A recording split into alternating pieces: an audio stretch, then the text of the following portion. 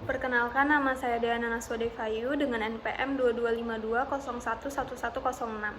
Di sini saya akan membacakan narasi masalah terkini hukum di Indonesia, yaitu pergulatan antara cita-cita dan realita. Indonesia, negara demokrasi muda dengan cita-cita luhur Pancasila, dihadapkan pada realitas hukum yang kompleks dan penuh dengan pergulatan. Di satu sisi, kita mendambakan keadilan sosial bagi seluruh rakyat Indonesia. Di sisi lain, kita dihadapkan pada berbagai permasalahan hukum yang menggerogoti sendi-sendi keadilan.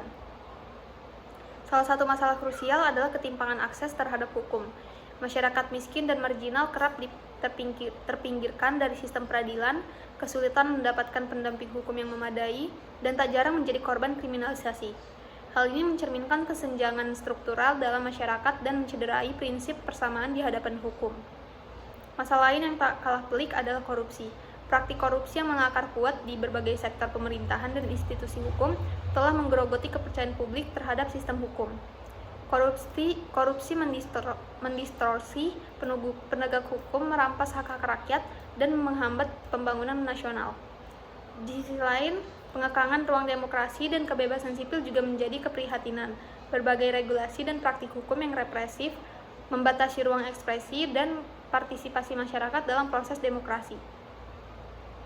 Hal ini meredam semangat keadilan dan menghambat kemajuan bangsa.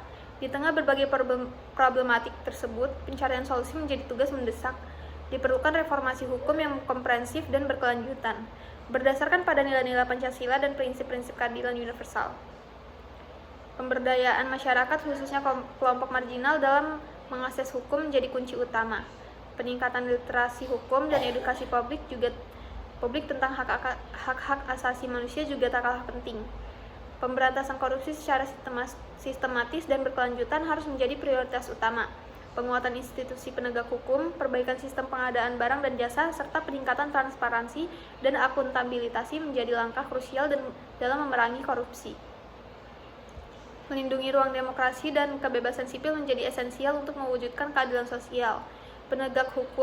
Penegakan hukum yang adil dan imparsial, serta penghormatan terhadap hak-hak asasi manusia menjadi landasan penting dalam membangun masyarakat yang demokratis dan sejahtera. Pergulatan antara cita-cita dan realitas hukum di Indonesia adalah sebuah perjalanan panjang yang membutuhkan komitmen dan perjuangan kolektif. Dengan semangat Pancasila dan nilai-nilai universal, kita optimis dapat membangun sistem hukum yang adil, bermartabat, dan mampu mewujudkan cita-cita kemerdekaan bangsa. Refleksi filosofis menuju sistem hukum yang berkeadilan. Narasi di atas mengantarkan kita pada refleksi filosofis tentang makna keadilan dan peran hukum dalam mewujudkannya. Para filsuf dari berbagai era telah merenungkan konsep keadilan dan bagaimana mencapainya melalui sistem hukum. Plato dalam karyanya Republik mengemukakan gagasan tentang keadilan sebagai keselarasan antara jiwa dan negara. Keadilan diwujudkan ketika setiap individu menjalankan peran yang sesuai dengan bakat dan kemampuannya, dan negara mendistribusikan sumber daya secara adil. Kemudian Aristoteles dalam Nicomachean Ethics membedakan dua jenis keadilan, yaitu keadilan korektif dan keadilan distributif, di mana keadilan korektif berfokus pada pemulihan keseimbangan setelah terjadi pelanggaran, sedangkan keadilan distributif berfokus pada pembagian sumber daya secara adil dan proporsional. John Rawls dalam A Theory of Justice mengemukakan prinsip-prinsip keadilan yang menekankan pada pemenuhan kebutuhan dasar setiap individu dan kesetaraan kesempatan. Rawls berargumen bahwa sistem hukum yang adil harus memaksimalkan keuntungan bagi kelompok yang paling tidak beruntung dalam masyarakat. Refleksi filosofis ini memberikan kerangka berpikir yang kaya untuk mengevaluasi sistem hukum Indonesia dan mengidentifikasi arah reformasi yang diperlukan.